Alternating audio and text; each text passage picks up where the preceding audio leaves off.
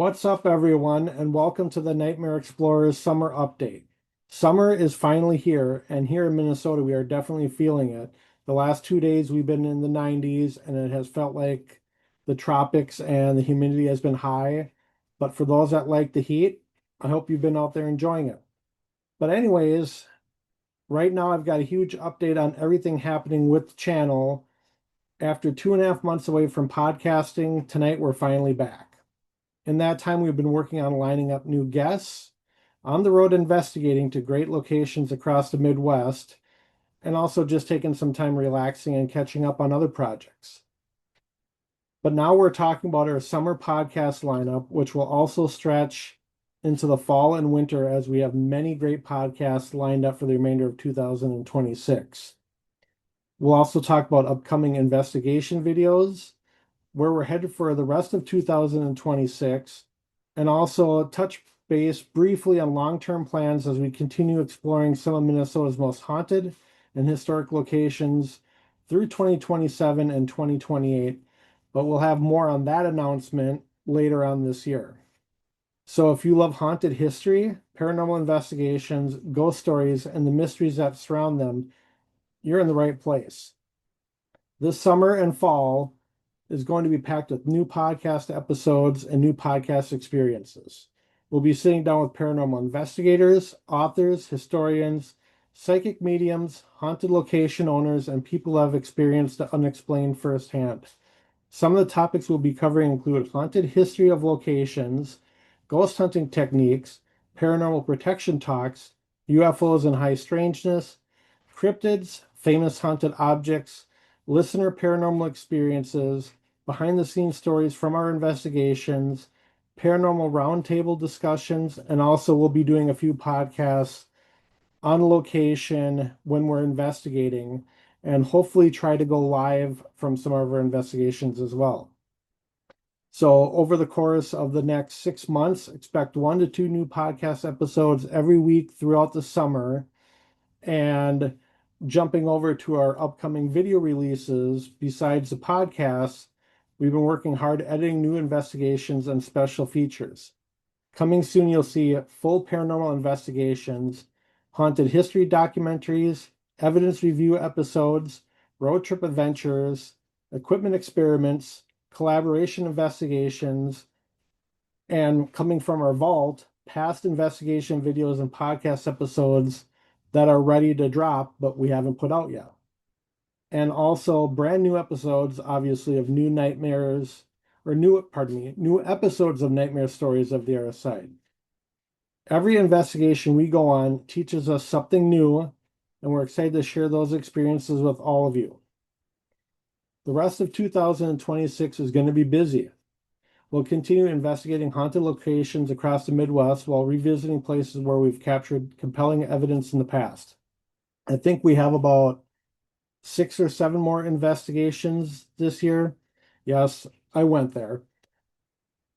And our goal isn't just to hunt ghosts, it's to preserve the history behind these incredible locations while documenting our experiences with an open mind.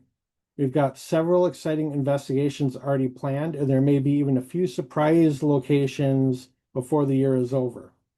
And speaking of our investigation videos, our goal is to have 1 new video every other month, and then from the archives, we'll be putting those videos out in the other months as well. So look for 6 investigation videos probably before the end of 2026, and our next one, I believe, comes out on Thursday or Friday. Courtney has been working extremely hard on this video, and I haven't seen it yet. So I'll be like you guys, the first to see it when it drops on our YouTube channel. So I'm looking forward to this. It was from my birthday investigation last October for our elementary school, so this should be a good one.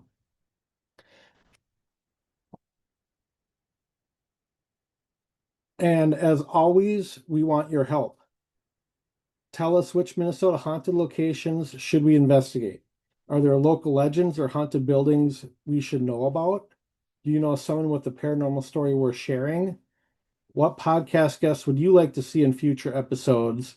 And what other locations across the Midwest and our great country would you like to see us go investigate?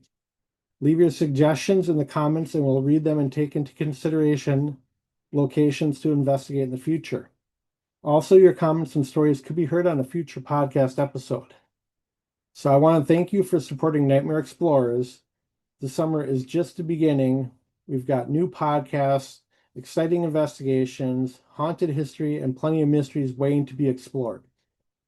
And if you haven't already, be sure to subscribe, turn on notifications, and follow us on social media so you never miss an investigation or podcast episode.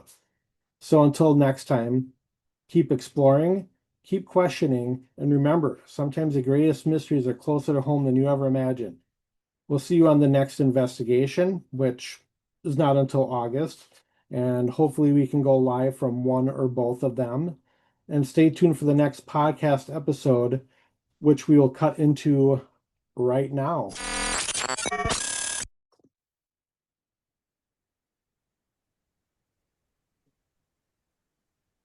Are you going to go or am I going to go? Oh my gosh. Okay. All right. Welcome to another episode of Nightmare Stories of the Other Side, where we talk about paranormal experiences, encounters, and everything in between, told by fellow. What's I going thought I on? just went. It's froze. Hold on. No, you're good. My screen just froze. Hold on.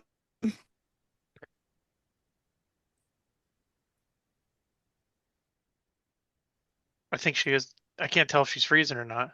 Yeah, she's It. Okay. Hold on. okay. Technical All right, difficulties. false start. It's Is okay. it the All in the spirits? name of show business, right? Right? Is the spirits in her house, a spirit in my house, a spirit in your house? The spirit of the internet modem. Oh, yes. It happens sometimes. Take two. Take two. Okay. That was being weird. All right. Am I good now? Am I still freezing? No, you seem good now. All right. Okay, cool. All right. It's the mountains. That's what we're going to blame it on. Okay. All right. Welcome to another episode of Nightmare Stories of the Other Side, where we talk about experiences, investigations, and everything in between told by fellow paranormal investigators. This evening, we welcome Kyle Magnus, Vice President at Friends of White Hill Mansion and fellow paranormal investigator. I'm your host, Jada Sellers, and I am joined by my co-host, Matthew Willis, and this is Nightmare Stories. Kyle, would you like to give us a little introduction on yourself? Sure. So my journey in the paranormal started very strangely, but not strangely like you would think. So I'm from the local area where White Hill Mansion is. My family's been here for, oh my God, since the 1700s. So I started doing some family research and I stumbled upon this place called White Hill Mansion. I never knew anything about it. I was like, wow, how come no one knows about this really cool historic location? Because I'm primarily just like a history nerd.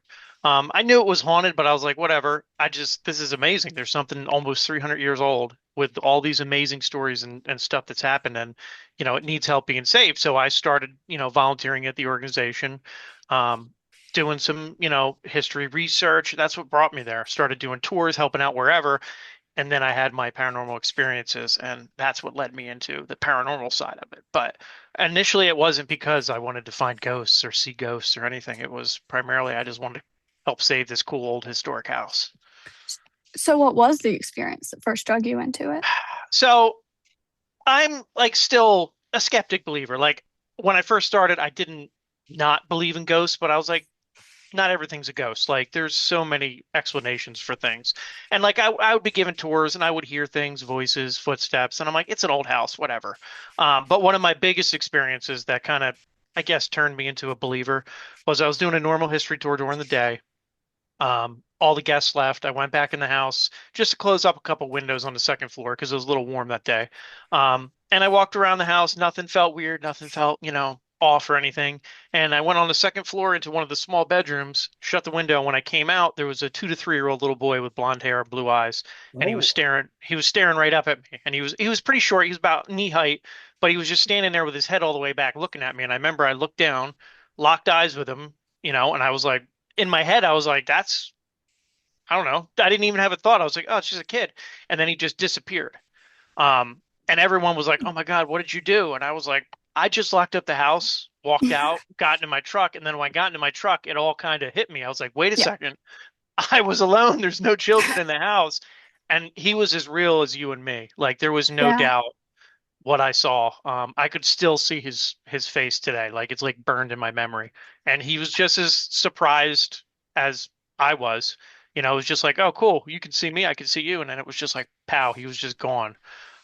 So that Wow. was when I was like, okay, I have no explanation for that. I even went back in the house and tried to like see if like was I matrixing something? Did I Right. something? And I'm like, there's no way. Like there's nothing that could, be misconstrued as a little boy staring at me. So All that right. was Now, my sorry, okay. which room did this happen in? So when you go up the main staircase, the room to the left. So there's Mary's bedroom all the way down, this small room to the net right next to it. Oh, So okay. Yeah. yeah, so pretty much right, and he pretty much was right in like the main landing of that second floor staircase, the main one. So Yeah. Are there any rooms or areas in the house that seem to be more active than others? so it's really weird. So we do have like our standard areas that are more active generally, but it seems like everyone who comes has a different experience in a different area. Like the attic is another hot spot. The second Mm. floor for me is a pretty active spot. That's where I saw a little boy. On the second floor, all the way down, what we call the sick room, where our doll is in there. That's another very active room. And of course, the basement speakeasy is another really active location. Yeah. The basement's always a hot spot for me Hmm. when I go. Have you had any like family members or guests encounter the same boy that you did though? So there's been a few people over the years that have seen him kind of like I've seen him, like a full body apparition. They kind of describe the same thing I described. But there's other people who have encountered him by not seeing him. And there's a lot of speculation that it could be one of the original Fields family that Hmm. lived there in the 1700s. They had 7 children. Um, Only 3 lived to adulthood, so the other 4 we believe might have passed on the property and are most likely um, buried on the property, but it's something we can't actually prove yet. We're still Yeah. researching it, but there was a little boy named Samuel um, who dropped off the records between the ages of 2 and 4. So Mhm. is Okay. it possible? Yeah. People always ask me like, what was he wearing? Did he look like he was wearing colonial shoes? And I'm like, I was just looking at Ghost Kid's face. We didn't Right. get past Yeah. that. So there is some speculation that could be one of the Fields children. Okay. All right. So, is there any physical evidence that you've caught that you can show people whenever they ask what you've seen? So that's the fun part about White Hill. We don't get a lot of like photographic or video evidence. There's a very, very few pictures over the years. It's a lot of people. We get a lot of EVPs and a lot of personal experiences, like those things that you just experience that you don't have time to capture or record. Yeah. So that's what we get a lot of. So All right. On the lines of like EVPs and photos, even though it's very scarce, have you ever encountered one that genuinely frightened you? I've never been frightened at White Hill. I've been startled. Mhm. I've always had White Hill had a good vibe to it. I mean, it has its times where it can be creepy, but for me, it's not one of those locations where it's like, oh my God, Yeah. I'm going to get hurt in here or any of that thing. It's just it seems like a really cool place with a whole bunch of different spirits. Some are nicer than others, just like everyday people. So, Right. Mhm. Like I always say that, you know, I like the spirits more than I like real people. hmm exactly. So you seem to be very into the history of the place. So do you want to give us a little rundown on the eras of it and what all happened? Yeah, sure. I'll try to narrow it down a little bit because we have so much history. So Hmm. it's almost 300 years old. So the original founders of the area where the house is built is were the Fields family, and the house is now situated in Fieldsboro, New Jersey, which is named after them. But they came there in around 1720s. There were 3 generations of them. They were all named Robert, so it was Robert one, two, and three. Um, the original Robert built a house somewhere on the property, but that one was probably a smaller wooden house that probably was lost to time. So the house is still standing there. Today, we believe was built by Robert II around 1750. But there are some aspects of the house that we think could be older than that, could maybe be part of the original house. We don't know. So we're still researching a lot of that. But during that time period, Robert II, he was very politically and socially connected in the area, very, very wealthy. The house is situated on a high bluff that overlooks the Delaware River. Right across the river is Pennsylvania. We were kind of a main artery in shipping back in the day. So they had a commercial wharf there, they had a tavern. They had over 600 acres at their height, and they had all kinds of businesses in Philadelphia too. So they were very, very wealthy. And it's another reason why they put the house there because it's a very prominent location. But he was involved in a lot of stuff in the lead up into the American Revolution. So he was a part of what was called the Correspondence Committee, which is a way that the 13 colonies all kind of organized themselves against the British oppression at the time. Um, in January of 1775, the story goes that Robert Fields went to Philadelphia either for one of these political meetings or a business meeting. So he left with a servant or a slave, went down to the river on one of his personal boats, took it down to Philadelphia. The boat came back and it was just a slave or the servant. The people asked were like, "Hey, what happened to Mr. Fields?" There were like 4 or 5 different stories. He was drunk. He fell overboard. I tried to save him. Nothing really made sense. It was kind of a mystery. So a big search ensued. 5 days later, they did find his body on the Pennsylvania side. And the story goes he had a gash on his head and water in his lungs. Back then, they didn't have a lot of like crime scene investigating stuff. Yeah. So they kind of just ruled it as an accidental drowning. But no one really knows what happened for sure. But the political climate in the area in the lead up to the American Revolution was kind of tumultuous. So they kind of ruled it as an accidental drowning. But there was some rumors that it could be either politically or business related murder, but we'll never know. But that left his wife, Mary, pregnant with her seventh child. And basically, she had to run 600 acres of land, all the businesses. And the American Revolution kind of broke out in this area shortly after that. She was visited multiple times by the British Army. They thought that she was always harboring American rebels. She was a woman of means. She was actually able to get him to leave multiple times, but they always kind of thought she might have been up to something. Before Washington crossed the Delaware at the Battle of Trenton, she got a knock on her door, and it was these guys called the Hessians, who were German mercenaries fighting for the British. They said, "Hey, we want to stay in your house during the wintertime." And she was like, "No way.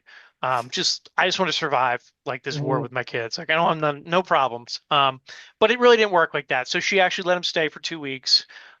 She lucked out and got one of the nicest Hessian officers. He never took anything from her, helped her out. Um, but we kind of call her the matriarch of the mansion because she was able to get protection orders from the British, from the Hessians, and then later on the Americans because she remarried a pretty prominent naval captain, Commodore Thomas Reed, whose brother was also one of the signers of the Declaration of Independence. So we have just so much happening in that revolutionary time period, and we always say Mary was a big reason why the house is still there. So Mhm. that's kind of like a snapshot of the colonial time period. Okay. The Fields were there for about 80 to 90 years. After them, in the 1800s, the house changed hands multiple times. It seems like every family stayed there for like 10 to 15 years. Um, then in the 1900s, the house became a German restaurant. So a guy named Heinrich Link bought the house during Prohibition, and the first thing he did was dig the basement out 3 feet by hand and put a speakeasy in. His family ran it from 1922 all the way to 1972, and then from 72 to 92 until the house was abandoned. It ran as a restaurant too, but through different families.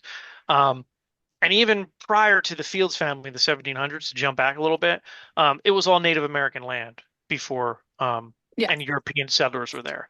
So we've had 4 archaeological digs on site, and they determined through those digs that this was all Lenape Native American land.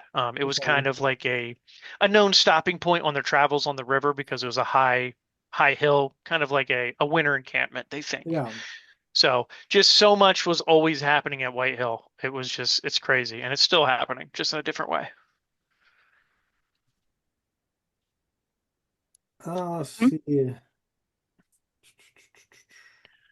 Yeah, So there's a for lot the of history. I know, yeah, and it's there just like is definitely. where to even go with that because like it's like I don't think I've ever done a podcast with a property that has as much history as this. It's Yeah, just insane. definitely not. Yeah, it's a really interesting house to try to preserve historically and even just like physically, because it's not just a colonial house, it's a Victorian house. It was a restaurant. You Hmm. get the Native American aspect. It's like, where do you start? So it's a very, very interesting project. Yeah. So how did the dig go? The arch, because I've never heard anything about this during my time. So hmm how did that go about happening? Um, so I was there for one of them, but how it works is we have a local college, Monmouth University, that has an archaeology department. So Hmm. they do a lot of the digs. And how it works is we usually get a grant for it. So we're a 100% nonprofit organization. We're all Yeah. volunteers. So everything we do, paranormally, historically, all that money goes right back into the house. So we do matching grants. So usually how it works is we'll get enough money and then they'll put their section in and then they'll come and do a big dig. Usually how it works is they'll come out, they'll do ground penetrating radar first, survey the area to try to narrow down the most likely spots they want to dig. And then they take usually about a week and they'll pick 4 or 5 spots. And usually it's like maybe a 4 by 4 square and they'll dig that out and see what they can find. Yeah. So that's how it goes. The first dig, they actually found the colonial outhouse, which they were really excited about because in colonial times, that's where you threw all your trash also. So all your broken Oh. dishes, Okay. glassware, all that stuff that Hmm. they dug out of there, they found how wealthy the Fields family were and how prominent they are by just Yeah. their trash. Some of their stemware um, was like really, really expensive in that time. So it really showed a lot about how the Fields lived there too. So. Something that I really was fascinated by the first time that we went was the brick placement on the front side of the house on the right side versus the left. So would Mhm. you explain that to the people watching? Yeah, so if you see a picture of White Hill, it actually is it looks like two houses put together because that's what it is, right? So there's a section on the right side that has a really unique checkered pattern. That's the oldest side of the house. We think that dates back to about 1750 and it's called Flemish Bond. And it was a way back in the day, especially in this area, New Jersey, they did it all the time, and it was a way to show how much money and power you had. It was very, very expensive and very labor inducive to do. And actually, the bricks are actually they burn them, and it creates like a glaze on them. So that's what gives it that dark, dark glazing technique.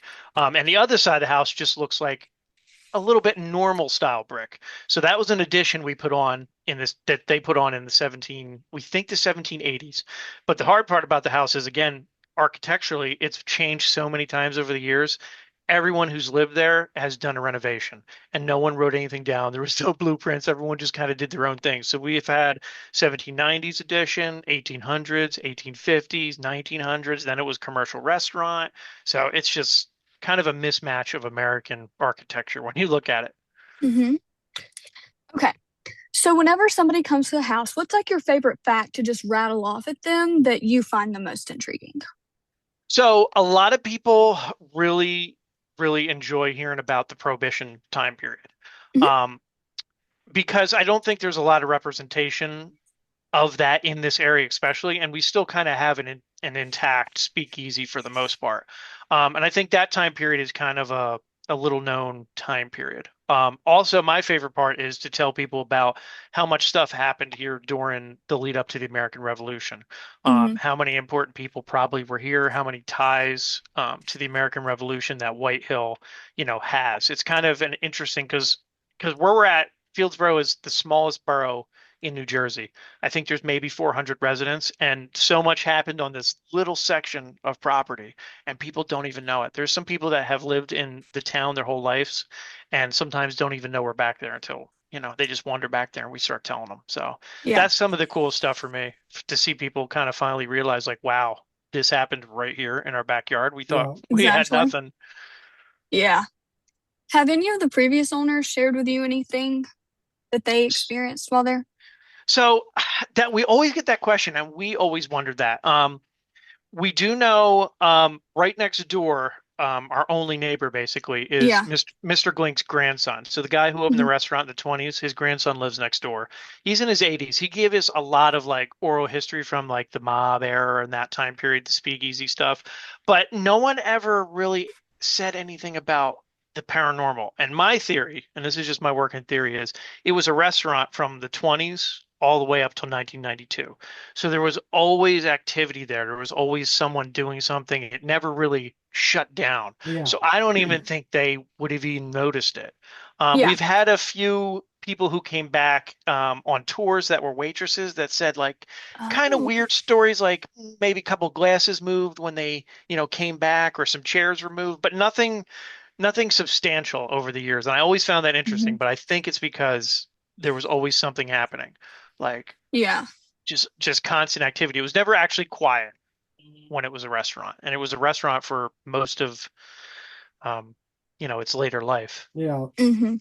So one question I have, so besides the little boy, are there like any recurring names, voices, or entities associated with the house? So we hardly have any names. And people always ask that question, like, who haunts White Hill? I have no idea. It seems like it changes. My theory, again, and this is just a theory from being there, my experiences and reports of others, is I think there's like a core group of spirits or ghosts that hang around. And they come and go, maybe about 10. But then there's other spirits or ghosts that come in that I think have no association with White Hill. I think sometimes they just pop in, see what's up, and then bounce out. But we do have a couple, I don't want to say resident spirits, but on the first floor, right when you walk in, we've had a couple reports of a 20s or 30s-year-old woman. Victorian era is described, taller with like the white high collar dress. Down in the basement, we have reports of like a gangster kind of style guy who's a little more gruff. Up Hmm. in the attic, we get a lot of shadow figures, a lot of shadow people up there.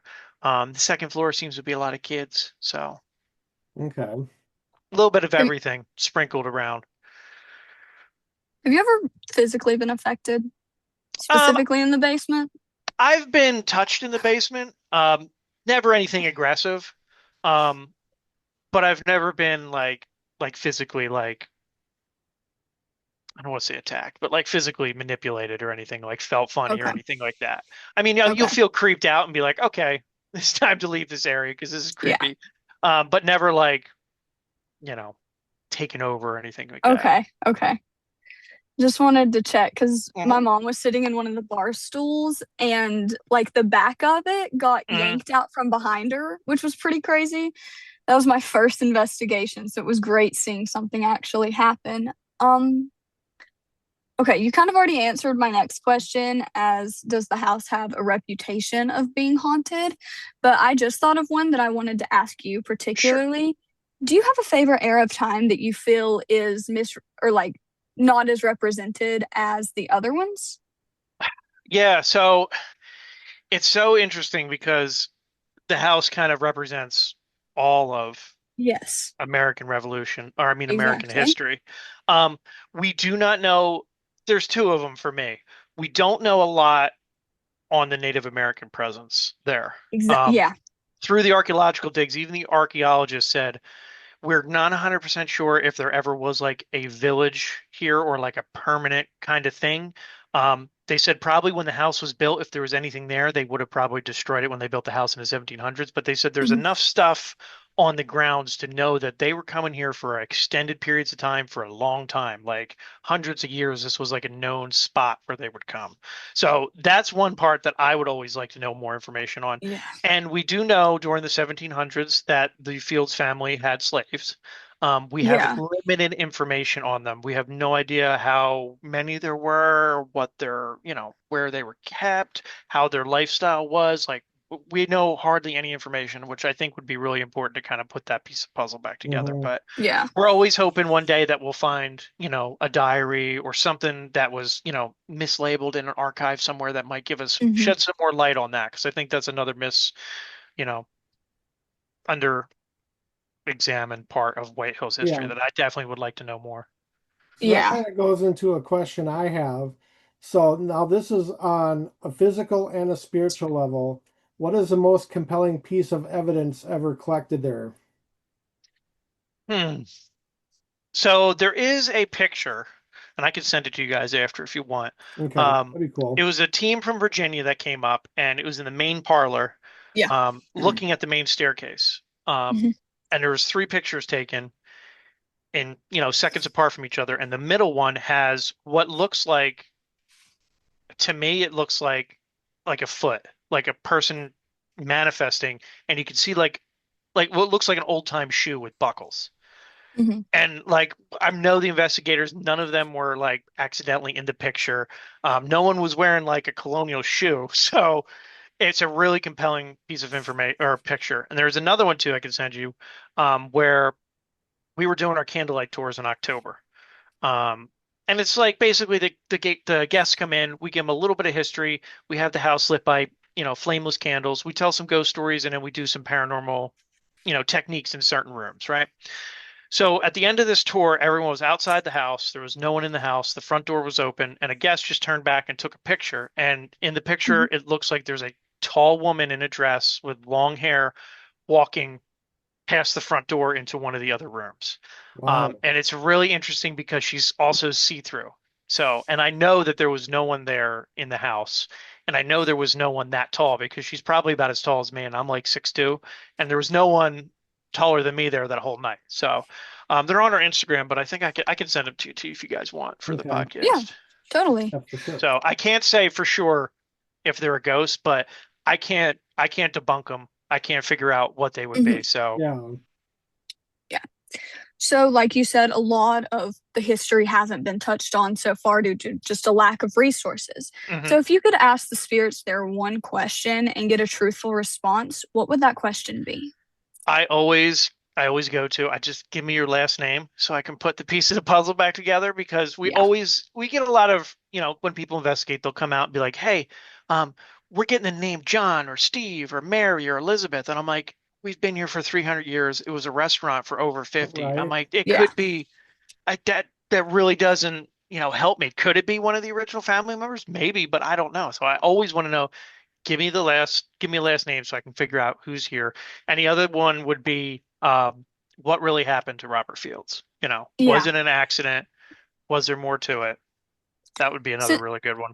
yeah. Since you've received such a broad, like, I guess, intake of names and experiences, do you think that the spirits in the house are intelligent, or do you think that they're residual or brought in from other places? So I think it's all three. So You I do? think we have a pretty substantial amount of intelligent spirits that are completely aware of what's happening, who's the, why people come there, the whole thing. Um, there's also residual, and I do think I don't know how it works. I don't know if spirits come in from the river behind it. That's another theory, that water, attracts spirits, or they just Hmm. follow along with people who come to investigate. Because there's sometimes where people come and say, "Hey, I'm experiencing this," and go through the whole story. And I'm like, that doesn't sound anything Right. like Whitehill. We've also had people's family members come through before, and they weren't even aware or trying to have somebody's family member coming through. It'd be like you get an EVP or a disembodied voice of someone's name. They're like, "Wait, that sounds like my grandmother or something." That happens Hmm. occasionally too. So we get a little bit of everything, but we do have. I've had some really intelligent stuff at Whitehill that I'm full like that they know my name. They know some of our volunteers who are there all the time. Like they know what we're trying to do. I really do think that. Yeah. For other investigators who are interested in coming, what method of investigation do you advise or just will ask them to do to receive the most or best? So, a couple things. I always tell people just come in, have an open mind, and just talk to them like they're normal people. Don't Hmm. give them the Spanish Inquisition, for 45 minutes. Just, talk about normal things. Another really interesting thing, Spirit Box and Estes sessions at Whitehill Yeah. seem to be very, very intelligent. They seem to really enjoy that. And recently too, the Dead Bell. That thing has been crazy at Whitehill. I think they've given Mhm. up on REM pods completely, and they're like, bring out the Okay. bell. That's so much funner because people have put REM pods out and dead bells, and they go right to the dead bells, and it's intelligent answers. What part of the house would you never spend a night alone in? Um, the whole house. Yes. But specifically, I would never stay in the attic. Oh It's yeah. just it's Yeah. just it's just really creepy up there. I mean, I've had some weird experiences with shadow people up there, and it's one of the the creepier spots in the house. It just has a different feeling, especially at night. Like there's sometimes you go up there and it just has a vibe where it's like, okay, this is gonna be really weird. So I definitely want to sleep up there. But it's one of those places like I don't think I'd ever want to sleep there because I feel like they'd just be like if you're sleeping and a little kid comes up and he's staring at you while Yeah. you're asleep. Hmm. That's the vibe I would get. Like it's not that I'm Okay. going to be like drug out of the house or anything. It's just like Yeah. I don't like the jump scares. That's why I don't do like Mm-mm. the Mm-mm. haunted attraction things. I can't do it. And that's what I feel like they would do. They'd wait till I'd be asleep and then like tap my shoe or something and I'd lose it. Yeah. Yeah. Have there ever been any reports of like mimics or doppelgangers? Um, yeah, so our president Dawn one time, I was in a house with her setting up for a candlelight tour, and it was kind of colder, so I had my hoodie up, and I was on the first floor somewhere, and she went up into the attic, and she thought I came up behind her because she saw a shadow on the wall of what looked like me in a hoodie, and she was full on talking to me, and she said that, shadow kind of, and she was like, "Why aren't you answering me?" Because the shadow was kind of just hanging there, and then it walked away. And then I finally heard her call my name, and I came all the way up there, and I'm like, "What are you calling me for? I'm in the base." She's like, "You, I thought you were standing right behind you. I saw your shadow. It looked just like you." So we do get some reports of that. Okay. Yeah. All right. If the walls of the house could tell one story that hasn't been told before, what do you think it would be? Mm. I would say probably what happened to Robert Fields, but that seems too easy. Um, but I think more importantly than what happened to Robert Fields is I think after his death, the place was kind of a hotbed of activity during the American Revolution. I think there was a lot more that happened there than we know of, Yeah. with meetings and whatnot. So I think the revolutionary time period would have a lot of things that were never written down, and very important people that were there that were just lost to time. So that's what I would Totally. really want to know, who was there during all that time period. Yeah. Who do you like speculate has entered those halls of the house? So Mary Field's second husband, Thomas Reed, he was a very prominent captain in the newly formed U.S. Navy. Commodore John Barry, who was known as the father of the American Navy, he was in the house multiple times. We know there was a whole bunch of Hessian top tier generals in the house. Um, I speculate that George Washington stopped there. Um, Two of the Fields children married into the Stockton family. So Richard Stockton was from New Jersey. He was one of the signers of the Declaration of Independence from New Jersey. After he died, his wife Annis came and lived at White Hill. She did pass in the house, but Annis she was a very prominent poet in her time, which was kind of Mhm. unheard of for a female in the 1700s. But she was also personal pen pals with George Washington. They wrote letters back and forth all the time. And we do know that when she passed, she kind of had a lengthy death. We think she had some form of cancer. And we know a lot of her friends and family came and visited her. So Yeah. I think George probably came to the house at some point, but no one wrote it down. Just one of them things that just was lost to history. So that's who I think. But also during that time period, like Thomas Reed, he was high up in the military, high up in the Navy. So there probably was a lot of people in that time that stopped over there in the American Yeah. Revolution.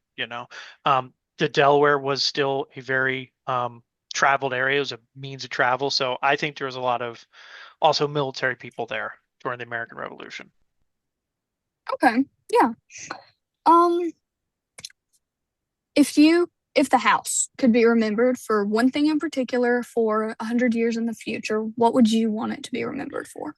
Um, just its perseverance and survival through all of it. I mean, Hmm. it's been there before we were a country. It's seen all of our good times, all of our bad times, um, and it's still hanging on to this day. So Yeah, that's what I would say: survival and perseverance. totally. Matthew, do you have any? I'm kind of looking through here.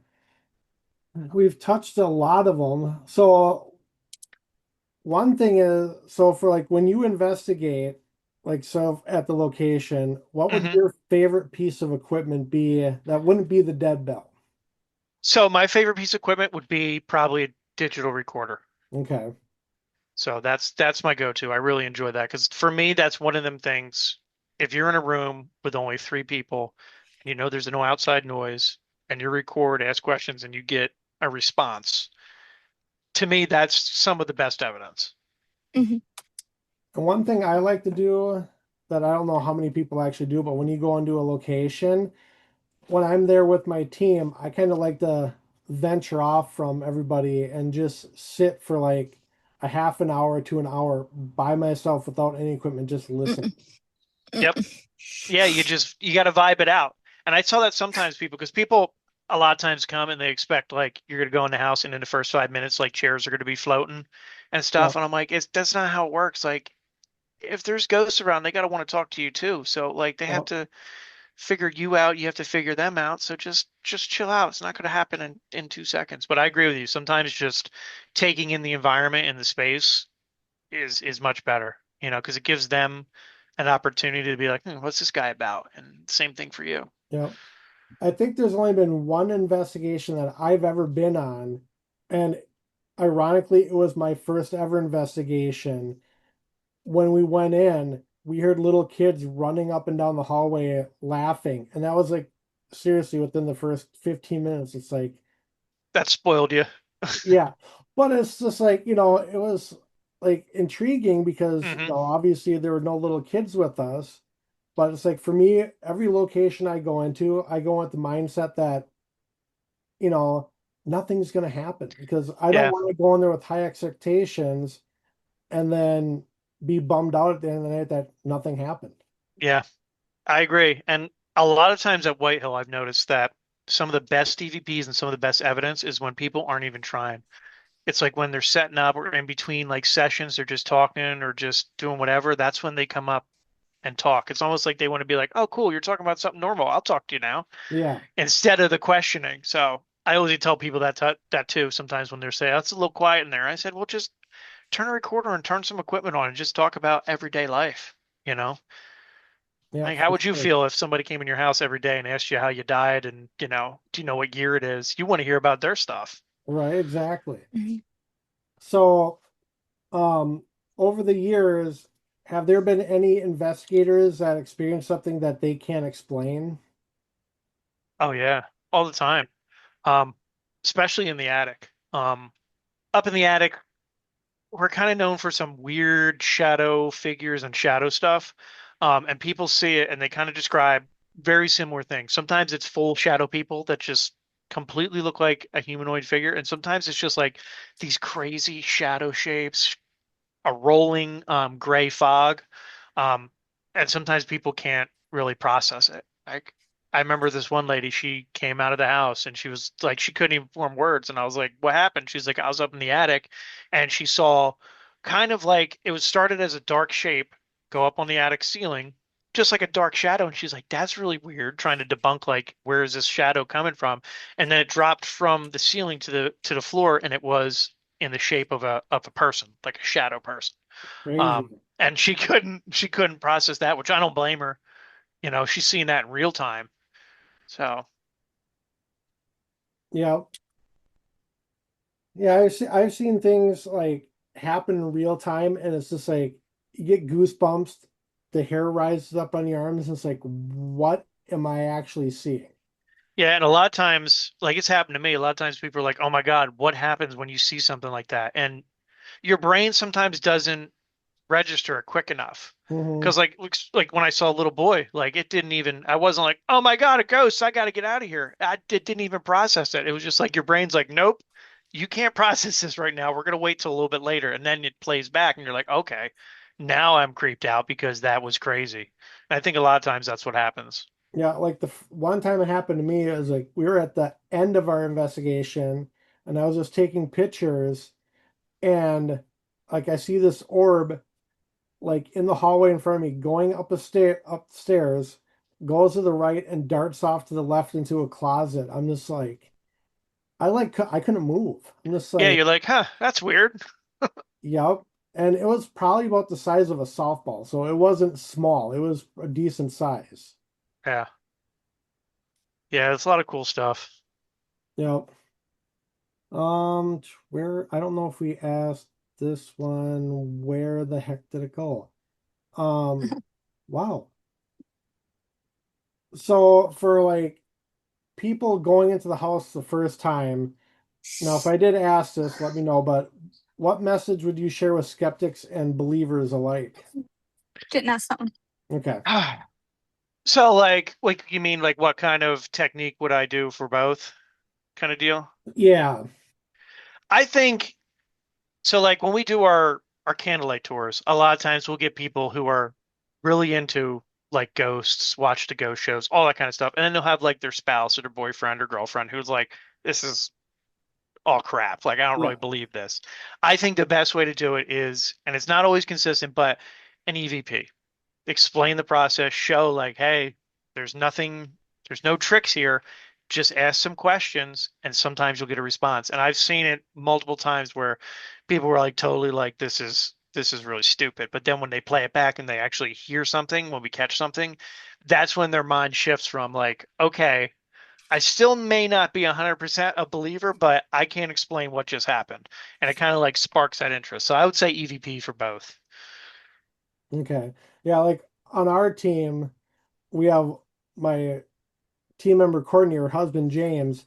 He is a full-blown skeptic, and but it's like there's still stuff that he can't explain. Hmm. We're hoping to make a full-blown believer out of him at some point. Yeah. And I Because think it's good to be a skeptic. You have to have a little bit of skepticism in it oh, for because a sure. lot of people you'll see they'll go into a location and it's the most every location is the most haunted location they've ever been to. And it's Yeah. like it just doesn't happen like that. Hmm. Well, it's like I've been to Waverly Hills twice, and it's like honestly, the second time I was there, I don't remember anything that happened that night. It's just Hmm. like it went so quick, but it's just like, we've had experiences there, but nothing mind blowing like you hear. Yeah. Yep. Sometimes it's locations you never think of. You go into it and be like, oh, this is probably going to be pretty lame. And they're the ones that turn out Yeah. to be like the wildest, craziest stuff happens. Yeah. So Jada, for you, you guys were just there like what, a couple weeks ago? Hmm. What was some of the stuff that happened to you that night? I'm gonna be so honest with you. It was a dead night. Really? Um, I spent the most time in the basement or the speakeasy. Just because I'm very familiar with it. I love the entire look of it. I'm just really drawn to it. So obviously I'm going to stay there. We got some stuff up in the attic through, I think, necrophonics, but not anything monumental. But while we were sitting in the basement, we did a lot of work with flashlights. So we had like mag lights, the smaller ones. We Hmm. had a black one, a blue one, and a red one. So the red one was obviously no. The blue one was yes, and then the black one was for either maybe or they don't know the answer. So just sitting there for about like 2 hours playing with that was really fun. We did have necrophonics on at one point, and all four of us were sitting at the bar, and we had asked if I could sit at the bar because it's two guys and two girls. So we had asked if my mom could sit at the bar. They said no, like they did last time. And the time before that, they had told me I could. But this time I was sitting there and they told me no. And I was like, is it because I'm a girl? And they said no. So I was like, then what is it?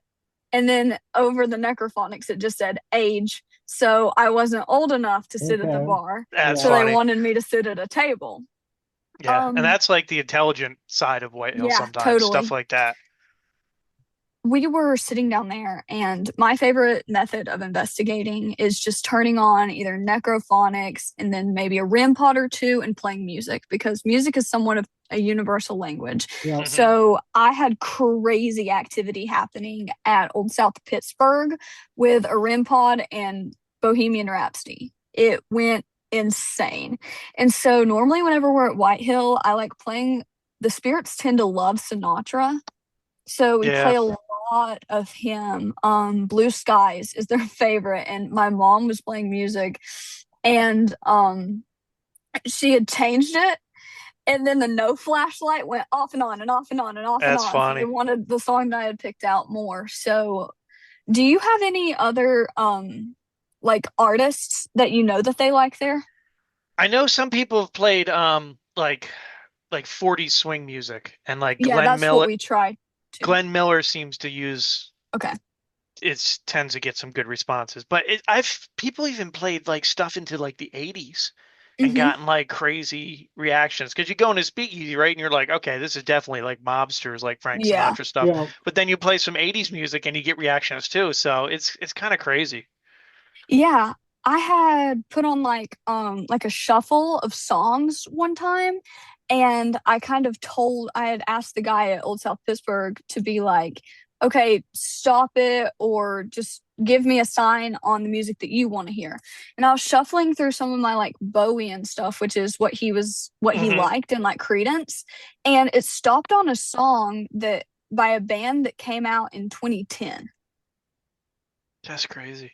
And like and it's not even a popular band. They're called the Young Veins, and like I was blown away that that's what he had picked to listen to. And then I tried to skip it because I thought that he like made a mistake in Hmm. picking it, and I went back a song because I was it was like an older song before that, and he said no, no, no, and I was like, okay.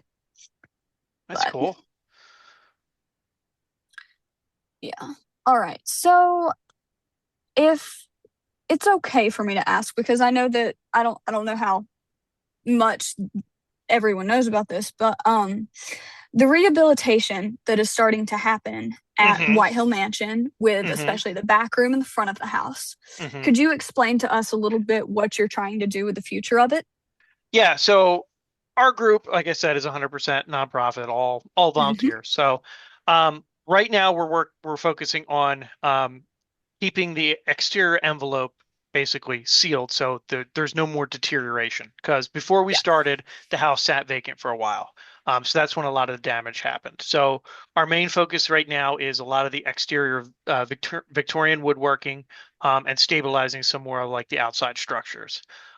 So we have a grant in for $250,000 grant, which would go towards a lot of exterior work. So hopefully, by the end of summer, we'll know if we get that or not, so we can get that going. But a lot of that fundraising came from the paranormal, which is Yeah. amazing to me. And it's really a kind of a testament because a lot of people, it's hard to get people in for the history sometimes, Yeah. right? But if we can get them in for the paranormal and tell them the history, and a lot of times people come here and they'll just be here for, I want to go look for some ghosts. But then when we tell them the history of the house, they're like, oh my God, I never knew so much stuff happened in one Yeah. building. This is amazing.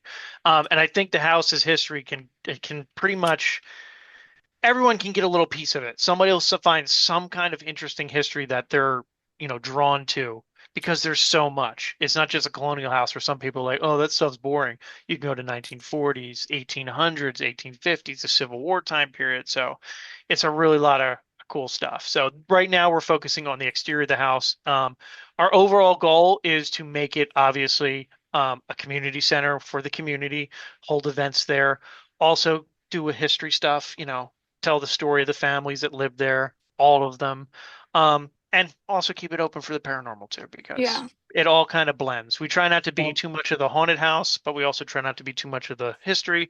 Try to blend it because we think they're both important. oh, for sure. Yeah. So far, with all the guides that I have, you guys have done an amazing job at just that. Awesome. And Thank you. of course, and so the bricks that we were talking about earlier in Hmm. your exterior rehabilitation of this house, Yes. you plan on keeping that the same, painting over it, or enhancing it?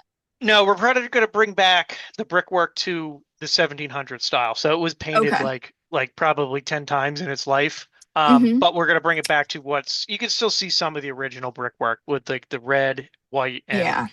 and darker Black. colored brickwork. So Yes. um that's the hard part when you look at the outside of the house because it's not just a colonial house, it's also got Victorian aspects. So it's kind of like some of the house you look at it and be like, that's definitely colonial, but that's Queen Anne style Victorian. So it's Yeah. kind of an interesting house to try to restore and preserve because even the historical architects that we work with, they're like, this is a very complex house because there's so many layers and so many different architectural features. Hmm. So Okay, this is somewhat of a personal question. I guess not really. This is kind of broad, but on the coast, East Coast, there's this house called the Whale House or something like that, and the front of it you enter through the back, but the front of it's facing the water because mhm. that's how you would have entered at Yeah, respective time period. So where guests enter the house, is that meant to be the front, or is the front meant to be facing the water? So from our research and what the historians and historical architects said, the front of the house where you enter now was the front of the house, but they also, it's very weird because the brickwork you see on the front of the house Yeah. was super expensive back then. So usually you Mhm. would only do it on the front facing, like where everyone would see it. Yeah. But Yeah. when Robert Fields picked the spot to build the house, it was the highest hill in the area. Hmm. So he even put the brickwork on the other side of the house, which would, if you're looking at the back of the house towards the river, and we believe he had another entrance there. So it was kind Yeah. of like a dual purpose. Like, so technically the front where you enter now is the front, but I think the back of the house also could have been used as the front of the house, depending on which way you arrived. Did you Okay. arrive by Yeah. horse or did you come by river? Okay. So, Yeah. but it's very unique. They say a lot of houses in that time period in the 1700s across New Jersey, they don't have that brick pattern on both sides of the house. Usually it's just on the front facing thing. So it's kind of unique. That really displays their wealth alone. Hmm. So I'm kind of backtracking. My Yeah. questions have kind of been all over the place, but there's that tunnel downstairs in the Yes. speakeasy. Would you care to tell us where that goes and how that came about? Yeah. So historically, we know there were two tunnels. So they were there Mhm. in colonial times. There was one on the left side of the house that went down to they both went down to the river just in different directions. We believe one of them was used more for like private use for the family, like their own supplies, their own stuff. But the other one, that went down towards like where the trailer is, it went down that side. Yeah. Down the end of that hill, the Fields also had another big house down there, and they used it as a tavern. And that's where the commercial wharf was. So we think that tunnel went probably right to the basement of that house or somewhere Mhm. nearby, because it also was practical back then because the hill was so big. It made more sense to bring your supplies straight up through the hill instead of over Yeah. top the hill or up the hill in inclement weather, wagons, horses. But we do know that they were there until we believe the either 1860s or 1960s. We're not sure on that, but they eventually were filled in and blocked off. Mhm. But they were there to from colonial times, and there is some Okay. speculation that they were used when Mary was there to maybe hide some American rebels during that time period. But who knows? Yeah. All right. I have personal questions for Sure. you and about your story. But first, I want to ask if Matt has come up with any while listening to I this. have not. So keep Okay. going. All right, cool. So, Kyle, these are Yes. like specifically for you and your story. So, the first thing I want to ask is where was the first place you ever investigated? First place I ever investigated was they were so close together. It was either White Hill or Eastern State Penitentiary. Okay. Which one sticks out more? Where did you get or more I evidence from? think the first time I think Eastern State, and I think it was Mhm. just totally a different experience. And I Yeah. think we were one of the last teams that were ever in there before they shut down their paranormal program. Yeah. Um, so I think it was like that was when I was very, very first started investigating. So Mhm. to go to a location like that was crazy. And I remember we were in one of the cells and the walls were like 3 feet thick, so there's no noise coming in. And I got an EVP of someone asking for coffee. Okay. So, Wow. and that's when I was like, one of my first EVPs, and I was like, oh my God, like somebody just asked for coffee, and there was no Hmm. way there was outside interference. So Yeah. Yeah. that one really, I think Eastern State was probably the one that sticks out the most. I mean, White Hill, I'm here all the Hmm. time, so it's kind of Yeah. Yeah. like I'm a little spoiled. All right. So, how long have you been investigating? So probably since 2018, 2019. Okay. Okay. So So around the within same that, time I started around White Hill. So yeah. okay. So in a 7, 8 year Mhm. time frame, where's your favorite place that you've investigated so far?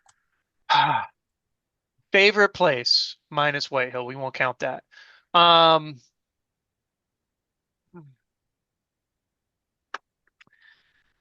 Missouri State Penitentiary was cool. We had a lot of stuff, and I saw one of they call them peakers there. That was really cool. Ooh. Trans Allegheny was too, so that would be my top two.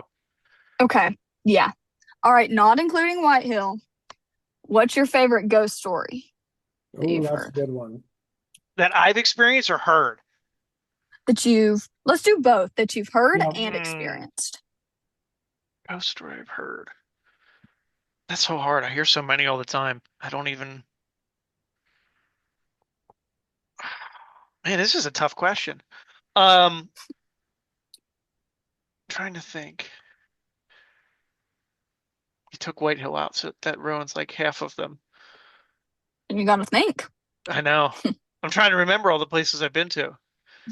Um, Probably my most memorable experience, minus White Hill, was probably at the Conjuring House. Hmm. And we were there for one night and we thought it totally sucked. There was nothing happening. We're like, this is lame. We left at 1 o'clock. And then I was listening to the recorders like a week later, and we were in the basement, and I caught the clearest kid's voice interacting with us, and we didn't even know he was there, and it was crazy. Those are Um, always the best yeah, that you he know was you don't have. completely chiming into our conversation, and I was like, "What?" There's only Wow. four of us there, and I'm like, "That's a kid." It was crazy. So that was probably my most memorable story. Um, Not White Hill.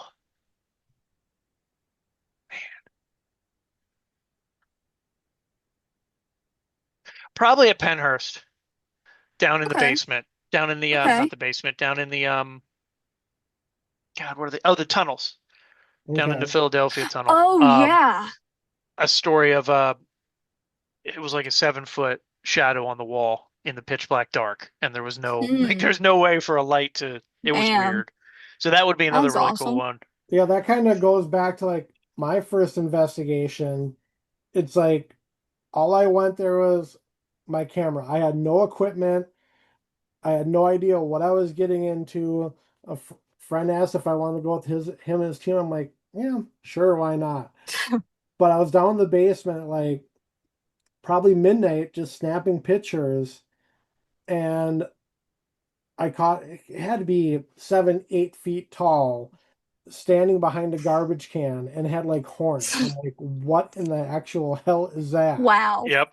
But it's like obviously I didn't see it in real time because it was pitch black, but I saw it when we Hmm. got back home. I'm like, okay.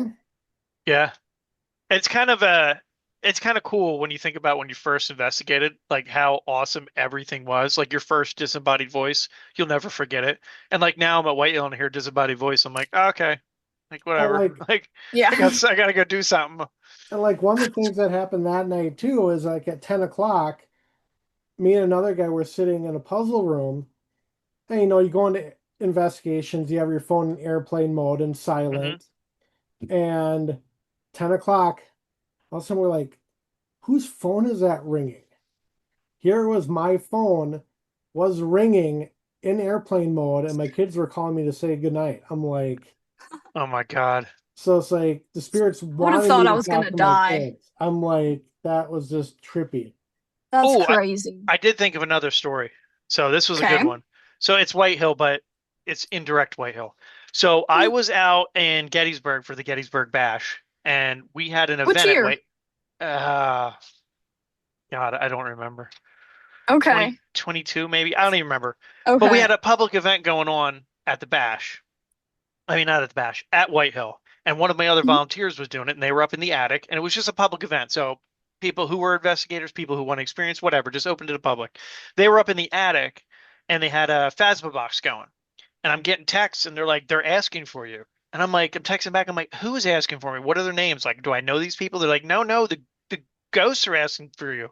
So they kept Whew. asking my name, and their volunteer was like, he's not here right now. And then it goes Gettysburg across the Phasma Crazy. box. And she's Wow. texting me, and I'm like, well, tell them I'll be back next week. I'm busy right now. But it was crazy. And Oh, that's why I like the intelligence sometimes. Like they knew exactly. that I wasn't there, but they also knew where I was, which whatever, that's creepy. But it was That's just kind of, cool. that was a cool thing. And I was like, 400 miles away going, what the Oh, hell? Through the texts. That's awesome. yeah. So that was a cool story. So That's here, awesome. so here's another one I just thought of. So have you ever experienced any like paranormal activity in your home? Does anything ever Uh, follow you? Yeah. So it seems to be like when I investigate pretty heavily, like consistently, then I get some weird stuff at home. But it's Huh. never like scary shit. It's just weird Okay. stuff, like weird noises, Yeah. couple occasional voices, some footsteps, but then it goes away.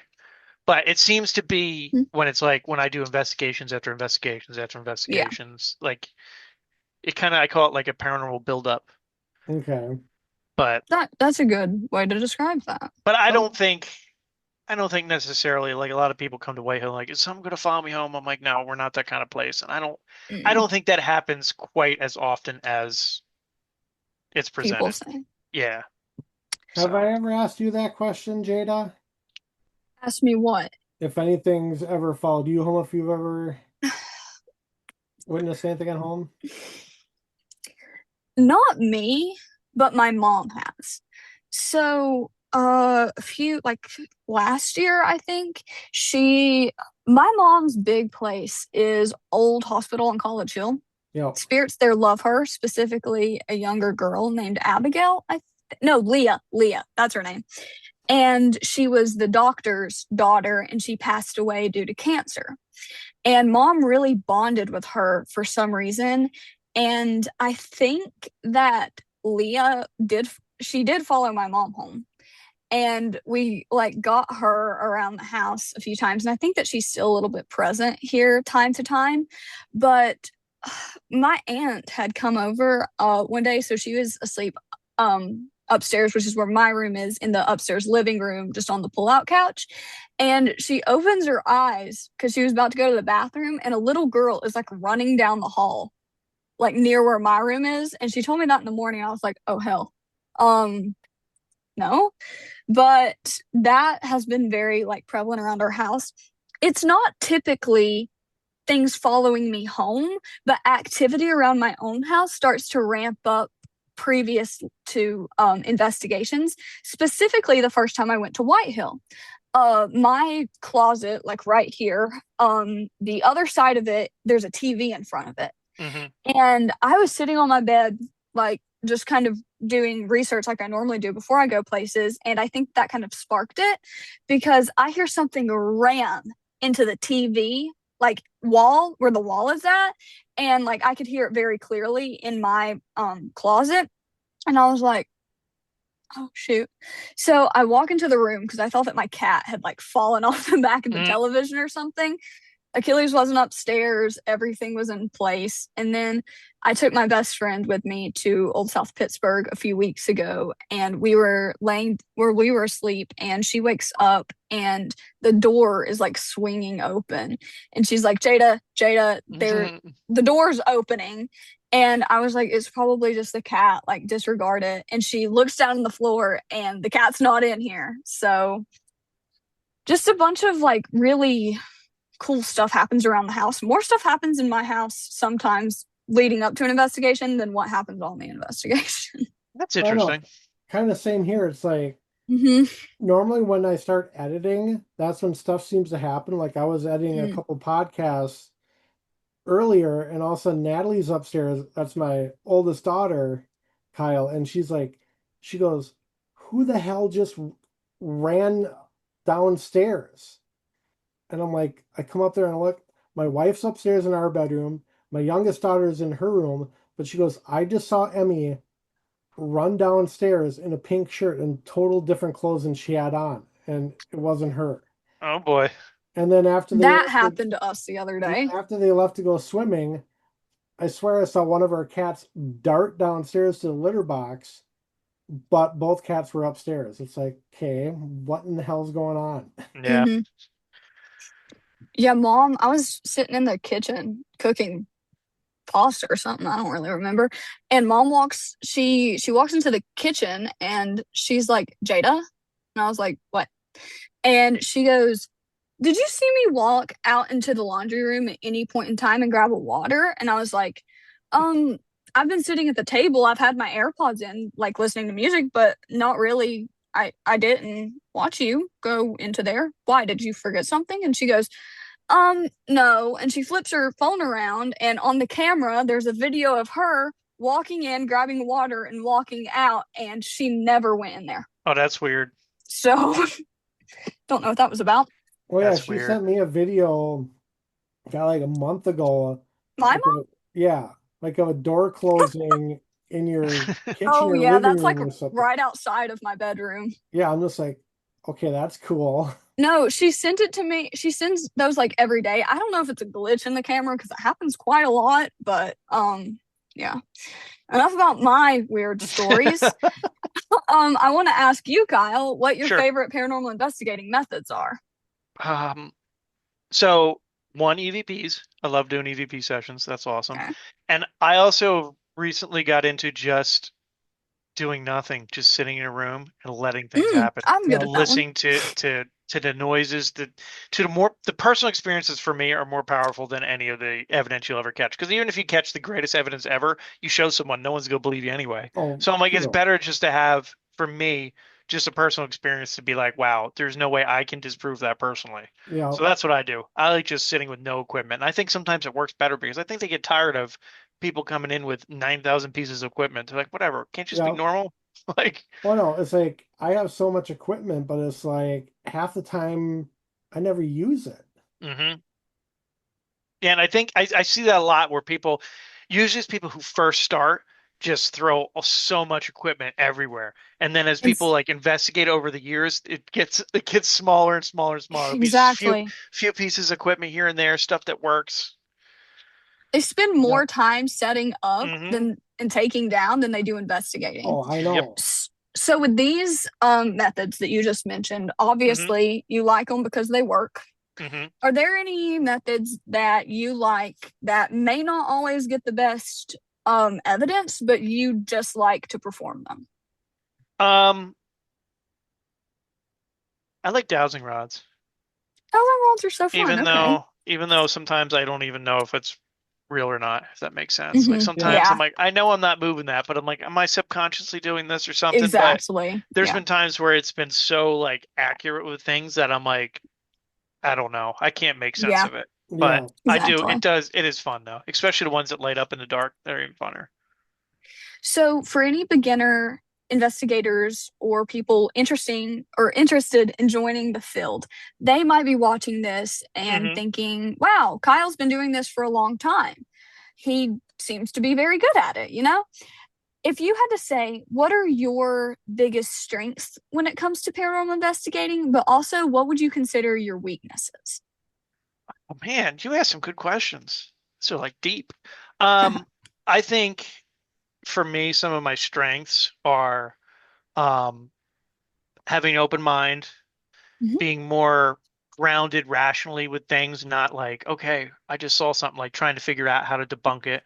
Yeah, Um, oh, my light just went out. Sorry. No, you're good. It's not a ghost. Hold someone don't want you to talk. on. And I think patience is one of my other big things. I'm very Okay. patient. Mhm. Um, weaknesses. I don't know. That's a hard one. Um, I never review any of my evidence. That's a big weakness. There's so many recordings that I haven't listened to. Um, I'm the same way. I think weaknesses too. For me, over the years, you do it so much, you kind of get, and for me being in a haunted house all the time, Mhm. like doing stuff, you kind of get jaded. So I think that's a weakness. Yeah, Like yeah. I take it for granted sometimes, even though I try not to. Um, so I think that's another one. That's one of my weaknesses. Yeah. Never get like overly comfortable with it, if you Hmm. will, because then you Yeah. start missing things because you don't care because you're tired. Hmm. You're like, whatever. That one's, I really relate to that one because I'm a student and I'm also a dancer. And a lot of the times, whenever I leave locations, I forget that I'm a paranormal investigator. Hmm. So I get home and like I'll be listening on site and I'll be like, okay, I have an EVP here. Like I'm going to listen to this. But then I get home and I just completely forget that aspect of my life. And this Hmm. podcast has really helped me remember that I do this. But like sometimes I get to locations and I'm like, oh my gosh, this is a haunted house. And like I kind of I know. forget that I've done this way more Yeah, than and once. it's crazy because like I'll have so many experiences in a short time, but I never have Hmm. any time to like process them or remember Yeah. them because I'm in the Yeah. middle of like I got to open the house for a group of people, or I'm over Hmm. here doing this, taking care of the grass, doing that, and I'm like I got too much stuff to do to worry about the actual ghost. So that's another part that is kind of weird. But I get what you're This is, saying. Like you get like a yeah, disassociation almost a little Yeah. bit. exactly. This All is right, this kind is, of this is kind of off I'm subject a sorry. little bit, but it is paranormal. We were at a game store today, and my daughter, she's 13 and she investigates with me. And she goes, Dad, you gotta look at this game. Can we buy it? It was like called Go Go Ghost or something. It's like these kids where they learn how to become a paranormal investigator and escape the manor. I'm like, oh Oh boy. my God. I'm Isn't like, that just what you do in real life? yeah, but it's just like, what in the heck is this? It's like a game for like younger kids. I'm like, okay. Yeah.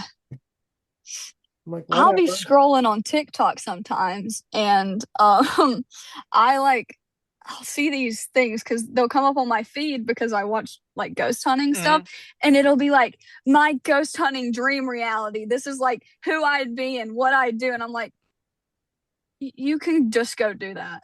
Yeah. Like you don't have to sit here and imagine it. Yeah, No.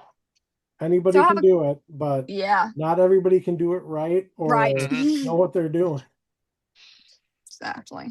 So, Kyle, this is kind of a quick two-parter. Okay. Have you ever experienced like anxiety whenever going into a new place, or especially whenever you first started working at White Hill? Um, yeah. Yeah, I think that's Okay. just a natural human like Obviously, yeah. survival thing. But no, I've had it before, especially not so much at Wayhill anymore because I'm kind of used to it. But there's still times where, like, especially the attic late at night, where I'll go up there and you just get that vibe, and I'm like, man, no, not tonight. It's okay. I'll Yeah, check it tomorrow. Hmm. But yeah, especially going into new places too. Like sometimes I think we all have a little bit of sensitivity. I think some more, some less. But I think you can pick up on things. Your body will tell you certain things. So yeah, I definitely have picked up and had anxiety. Second part of the question. Hmm. Do you have any tips for fellow investigators who face that same anxiety? And like, how would you advise them to just kind of walk into a place by yourself and almost own it? Well, I would say try to push through it slightly, but also listen to your gut, if that makes Yeah. sense, you know?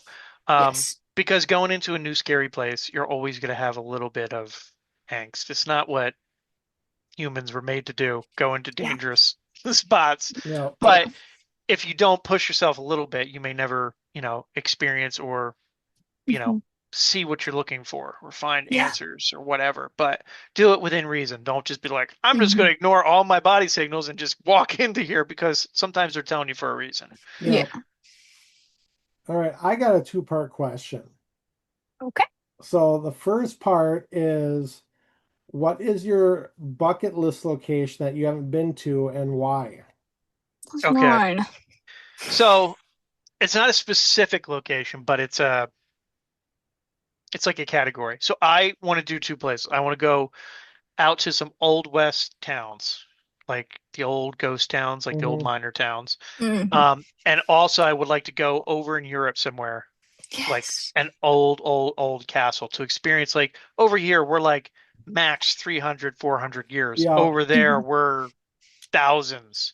Um, Exactly. which I would think would be really cool. And then also, I think going to Egypt would be cool and oh, doing that'd be a something good over one. there, just because I don't know what would happen. Maybe nothing, but I think it would just be a cool experience. Yeah, Yeah. okay. And I the have a question second, for. oh, I still got my second part. I'm sorry. I No, forgot The you're I'm good. questions, the sorry. questions are rolling. I like it. Fire So me. the Fire me. second part, I started doing this not too long ago, but what is one location you would never want to investigate and why?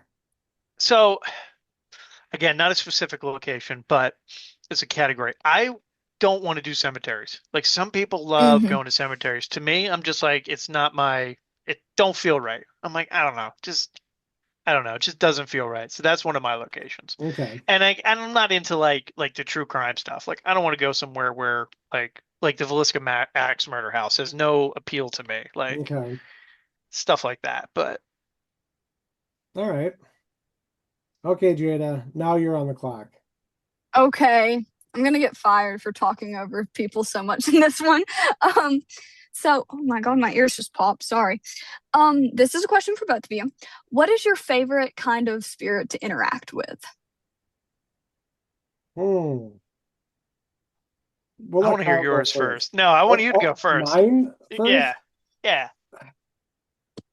as weird as it may sound, because I got two kids and I work with kids all the time, but children spirits.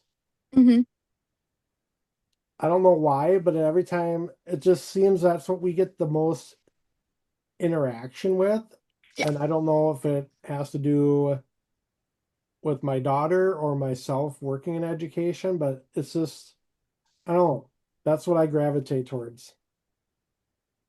I would have to say for me, it would be as creepy as they creep me out would be shadow people.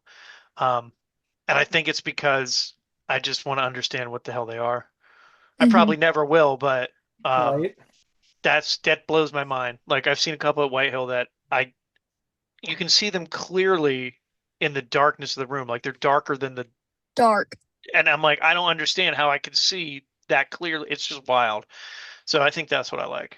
Yeah, it seems for me like every time we've been at for our elementary, which I think we've been there 5 times, I'm always getting the back of my sweatshirt or shirt tugged at all the time. Hmm. Interesting. Never fails. Maybe it's because Oh, you're a teacher. They know. All right. yeah. Okay. So, on the contrary, which spirits are your least favorite to interact with? Uh, Hmm. Probably probably shadow people. Um, I don't know. I mean, I'm pretty good with everything. I just like if there's a spirit that's just a total not nice person, I don't want to deal with that.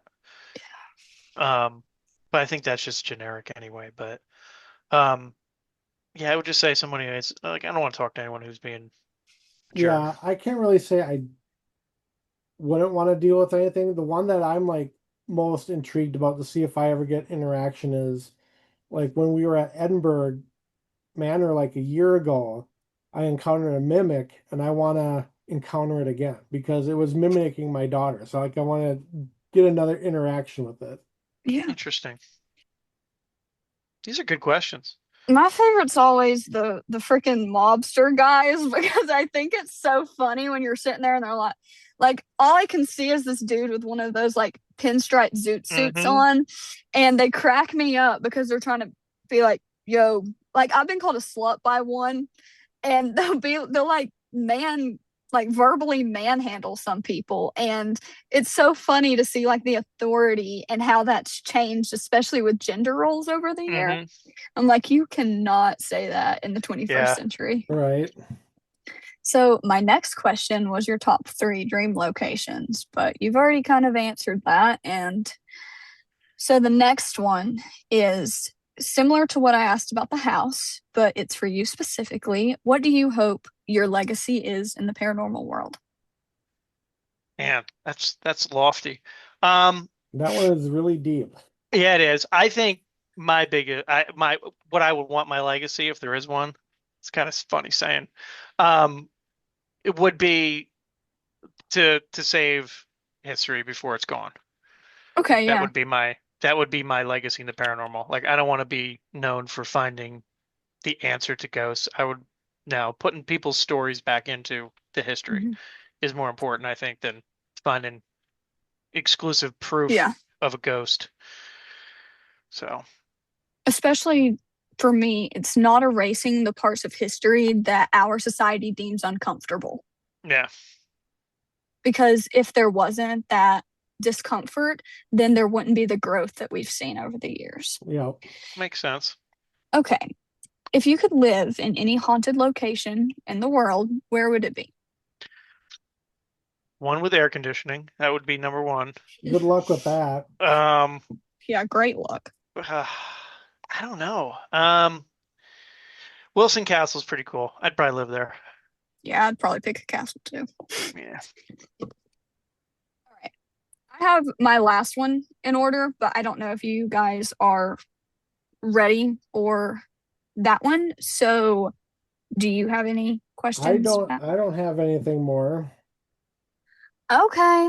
Well, I think that this is my last one. And then if you want to branch off into a different if you want to share anything with us, then feel free to. But the last question that I always like to ask is, what's your favorite scary movie? It's my favorite scary movie. I would have to say Bram Stoker's Dracula. It's one of my Okay. favorites. All right, that's good. We haven't heard that one yet, I don't think, Yeah, have I we? don't that's a think so. classic. Yep. It's very much so. All right, well, that's my last question. So, do you have anything you would like to share with the internet? I would just like to share if anyone wants to come to White Hill, we're open for tours, history tours, paranormal tours. In fall, we do candlelight tours. In fall, we do a lot of movie nights, and it's all fundraising. And if you want to come investigate, just go over to whitehillmansion.org. All the information to book is right there. And And it if you, doesn't disappoint. yep, and if anyone wants to donate to the cause, there's a donate button right on the website that goes right to the restoration and preservation. And So for bookings, is that like open just for this year, or is it open like, because like some locations don't open yeah, next year I until a certain date? something tells me I know Dawn, our president, she does most of the booking like online and stuff, but I believe it's open for part of 2027 right now. Okay. I believe it is. So there is some open for 2027 or 2026, but I do think we're open for 2027, some of it. Okay. So All right. Well, if that's all that we have, then I would like to thank Kyle for being our guest and thank Matt for such awesome questions and thank everyone else for watching. Yes. It was no, a, thank you guys. It was yep, awesome. thank you. And definitely we'll chat soon. Yes. All right. Everybody have a great night. You too. All right. Bye.